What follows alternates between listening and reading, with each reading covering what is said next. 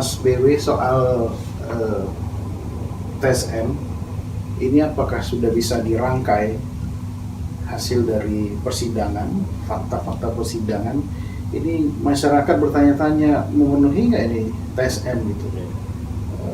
Nah setelah sidang ini bagaimana? Bisa nggak Mas BW merangkai mulai dari perencanaan sampai eksekusi, kemudian bisa disebut TSM dan Majelis Hakim MK itu bisa mengambil keputusan? Ya.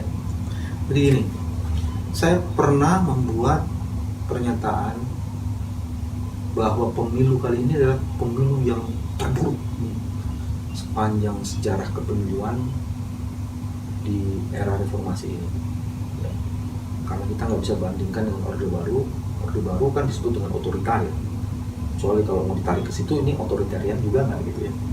Makanya di era reformasi. Apa alasannya? Pertama, itu sudah ada di publik. Tidak pernah terjadi pemilu yang menyebabkan matinya sekian ratus orang yang terlibat dalam penyelenggaraan KPPS.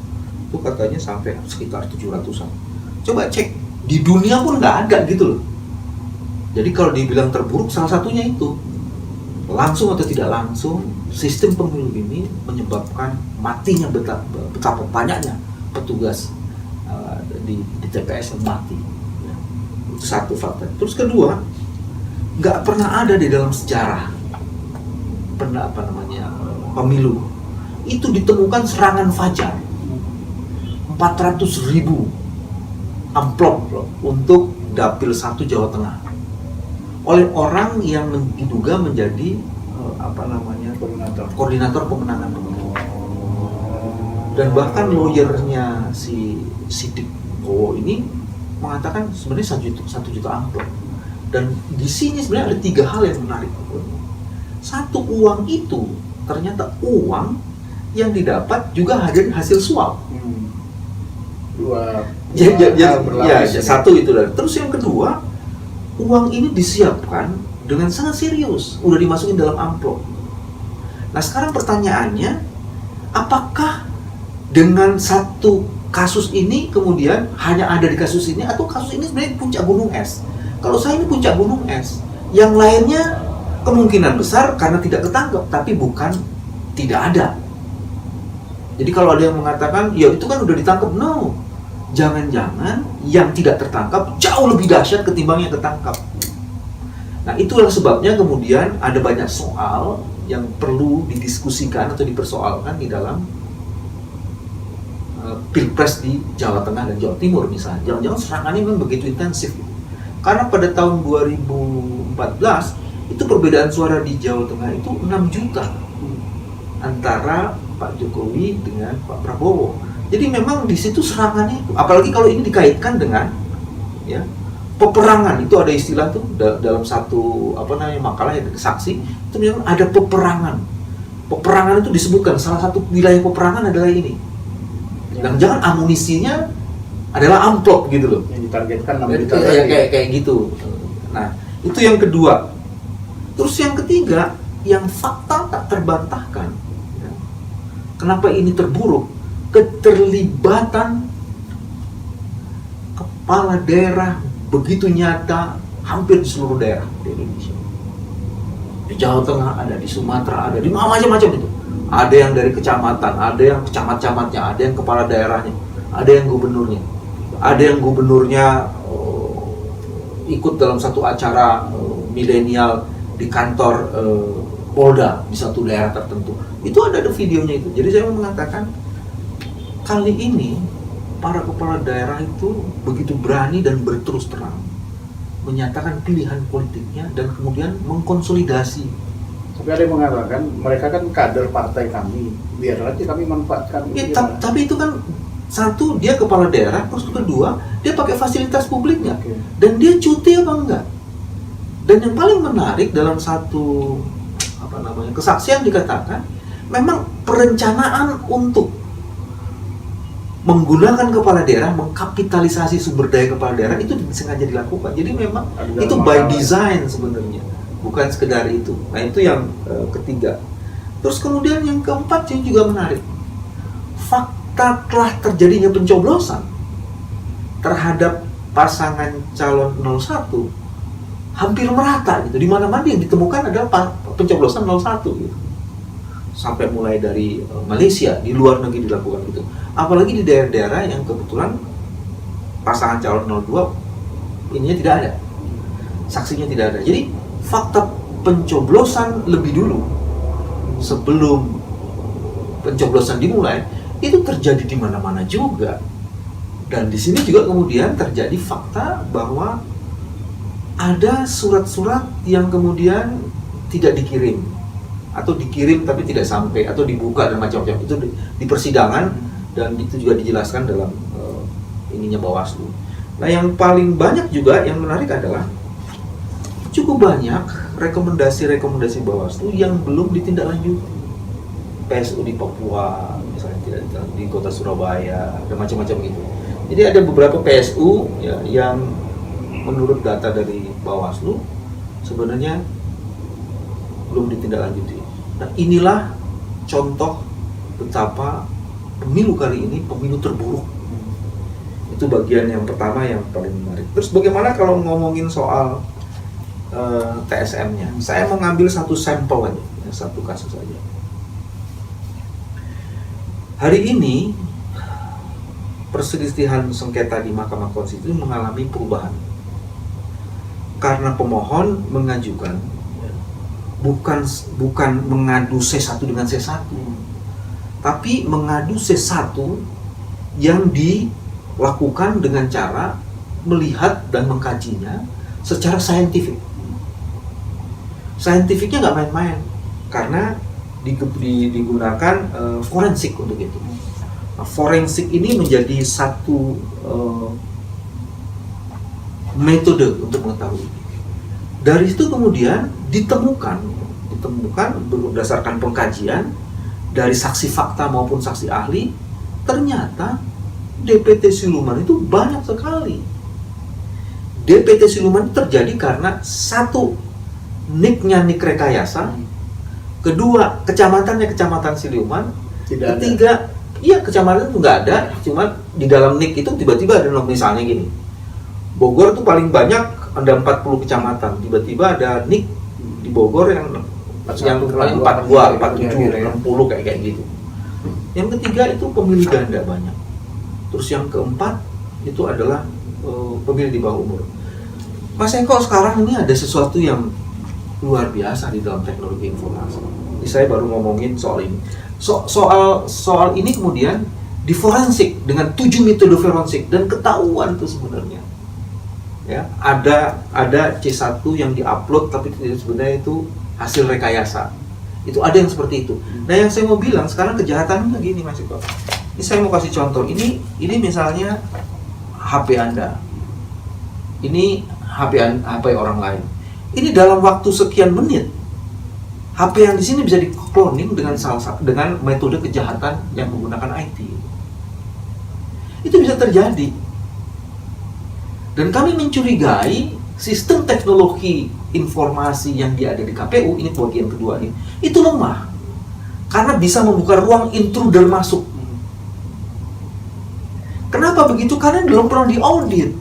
HP kita aja ditaruh di sini dan ini ada sistem yang ini bisa di-cloning. Apalagi yang model kayak begituan gitu loh. Nah, itu yang kita khawatirkan juga. Jadi ada intruder yang masuk yang mempengaruhi itu. Jadi ada sistem yang udah di-set dan itu di-adjust di situ oleh sistem itu. Itu yang, dan ini sudah kami buktikan. Jadi di pengadilan itu sebenarnya ahli dari kami tak terbantahkan. Satu yang ngomong DPT misalnya Agus Maksud, kedua yang ngomong DPT itu Pak Idam. Itu dia yang disebut dengan orang kampung. Sebenarnya dia ini ahli konsultan untuk pembuatan KTP nasional walaupun sekarang tinggalnya di kampung. Ada lagi ahli kami yang namanya Profesor Jaswar dan Profesor Sugiono. Ini ahli yang benar-benar bisa menjelaskan bagaimana forensik terjadi dan bagaimana kemudian hitung-hitungan ada penggelembungan suara. Jadi ini tak terbantahkan oleh saksi dari termohon pihak terkait. Jadi dilakukan dengan saintifik, ya, dan hasilnya nggak ada yang bisa lawan. Dan kami kemudian hasil dari seluruh proses ini itu ada di bukti 146A dan 146B. Jadi kalau mau dilihat disitulah, dan karena ada hampir 30 provinsi dan sekian banyak kabupaten, itu kita periksa. Dan bukti tadi sempat masuk ya? Bukti itu ada di pengadilan. Jadi sekarang kalau orang ngomong bukti 150 belum ada, saya lihat bukti 146A dan 146B. Kami itu sampai 2 truk lebih loh, bukti ini kita bawa ke Mahkamah Konstitusi. Mudah-mudahan ini dilihat bukti ini. Nah itu yang kedua, jadi tadi ada DPT siluman, sekarang ada kecurangan-kecurangan pakai forensik, terus sekarang ada sistem ya, kejahatan, fraud di dalam sistem teknologi informasi yang juga kami curigai ada terjadi di situ. Nah ini semua terjadinya se-Indonesia. Jadi kalau mau dibilang masifnya, masif. Terstrukturnya karena ada sistem ini dilakukan oleh kelompok-kelompok tertentu, ya kan? Di mana diduga ada keterlibatan dari penyelenggara negara dan pihak lain yang menjadi bagian dari kontestasi ini. Ya, dengan demikian karena dilakukannya masif, dilakukannya terstruktur oleh pihak-pihak tertentu yang tadi saya sebut, dan itu dilakukan secara sistematik, jelas. Jadi saya mau ngambil satu sampel contoh itu saja. Dengan sampel itu kemudian kita sudah dapat membuktikan sebenarnya TSM. Nah sekarang pertanyaannya adalah apakah ini mau dipakai? Nah, saya mau bilang ada satu lagi yang menarik. Kita punya saksi fakta, kita punya dokumen, kita punya ahli. Dengan gitu pembuktian kita adalah 1 ada bukti tertulis, 2 ada saksi fakta, 3 ada saksi ahli. Dan kalau ini diintegrasikan, itu sebenarnya bukti yang sangat kuat sekali. Tapi memang ini dilakukan dengan modern investigation, dengan scientific investigation. Nah sekarang pertanyaannya, apa kita mau old fashion gitu? C1 diadu dengan C1. Kalau C1 diadu dengan C1, berapa banyak C1 itu harus dilakukan? Dan yang lebih penting lagi, persidangan yang speedy trial ini nggak akan mungkin bisa dilakukan dengan cara kayak ini. Jadi kalau marwah MK kita hendak muliakan, kita harus mendorong MK untuk masuk di dalam sebuah proses, di mana proses itu bisa menguji dan mengkaji satu dokumen secara saintifik. Karena MK sebenarnya sudah memulai, Mas Eko. Kita itu kalau mengajukan permohonan udah bisa pakai online. Tapi itu kan administratif banget, yang mestinya dilakukan. Ya, kita harus dorong MK itu adalah menguji proses pembuktian itu juga menggunakan scientific modern investigation. Karena memang ini Mahkamah Konstitusi ya, bukan mahkamah yang hanya sekedar menghitung C1, sehingga kita melihat prosesnya ya. Kalau yang ini argumennya gini. Pasal 22E ayat 1 Undang-Undang Dasar 1945 itu menegaskan bahwa pemilu itu baik pileg maupun pilpres maupun DPD itu dilakukan dengan menggunakan satu azas dan prinsip tertentu. Azasnya adalah luber, jujur dan adil. Jadi yang harus diuji adalah isu konstitusionalitasnya. Ketua MK berkali-kali di dalam awal persidangan juga mengatakan, setelah di sidang selanjutnya juga mengatakan, MK itu tunduknya pada konstitusi dan undang-undang yang sejalan dengan konstitusi. Dengan begitu MK itu adalah corongnya konstitusi. Dia the guardian dan the interpreter of the constitution, bukan corongnya undang-undang. Ini yang juga mesti dilakukan. Kalau itu yang terjadi, sebenarnya harusnya yang digunakan adalah, yang diperiksa adalah kualitatifnya juga, bukan sekedar numeriknya saja. Tapi kalau termasuk di numeriknya, kita bisa buktikan juga terjadi kecurangan dalam proses numerik itu melalui kajian yang disebut dengan scientific investigation, jadi modern scientific investigation. Dan ini yang menguatkan dalil-dalil itu sudah cukup, dan Mas B yakin ya, optimis kita bisa menang ya? Saya ingin mengatakan kami sudah berbuat yang terbaik yang bisa kami lakukan. Kami sudah ajukan argumen yang paling mungkin kita lakukan. Selama ini kalau persidangan-persidangan ya, tidak pernah ada yang mengajukan bukti seperti ini. Mengintegrasikan antara saksi fakta yang paham bagaimana persoalan-persoalan yang berkaitan dengan NIK, DPT siluman. Kita juga mengajukan ahli ya, yang paham bagaimana forensik dilakukan terhadap kecurangan-kecurangan itu. ya, dan kemudian kemungkinan besar dikooptasinya sistem informasi dari dari pemilu ini. Terus yang ketiga, kita ajukan juga dokumen-dokumen yang merupakan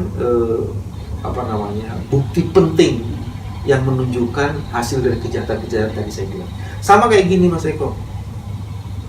Kalau kita di pidana nih ada visum tuh bukti surat. Terus kemudian ahlinya yang membuat keterangan. Jadi ada dua itu. Nah kita juga gitu.